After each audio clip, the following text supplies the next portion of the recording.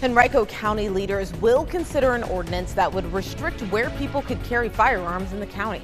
You're watching 8 News at 11. I'm Deanna Albritton. I'm Eric Phillips. 8 News reporter Nicole Dansler is live in the Digital Center with the concerns that led to this proposal as well as the pushback.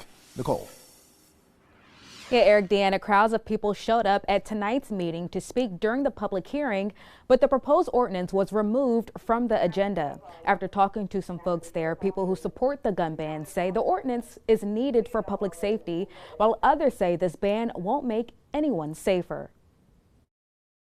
A proposed ordinance that would make it illegal to bring guns in county-owned facilities or in spaces used by Henrico County is the brainchild of those who say they want to make the community a safer place. All in favor say aye. Aye. The ordinance being considered by the Henrico County Board of Supervisors prohibits the carrying of guns, ammunition, and components, even by licensed individuals in county buildings or any recreation or community center operated by the county. This excludes military personnel on duty, sworn law enforcement officers, and certain athletic teams, among others. Philip Van Cleve, president of the Virginia Citizens Defense League, showed up to the public hearing with many other members of the organization to show staunch opposition to the proposal. We strongly oppose the ordinance. There's absolutely no need for it. There's never been an issue with people lawfully carrying guns in Henrico government buildings. County officials say the proposal stems from staff expressing concerns for more than a year within some of the larger county buildings, but the item was removed from Tuesday's agenda, the county manager saying it'll give his office more time to sort through information. Van Cleve says whenever the proposal comes back to the table, his group will be right back here, ready to throw their collective voice behind dismissing it.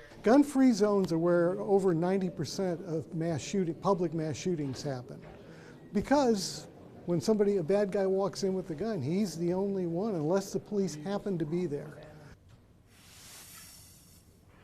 And the public hearing for the proposed ordinance was not moved to another date or rescheduled at the meeting. We reached out to the county manager to find out how the ban would be enforced if approved and what happens next. We have not yet heard a response back. Live in the Digital Center, Nicole Dansler, 8 News.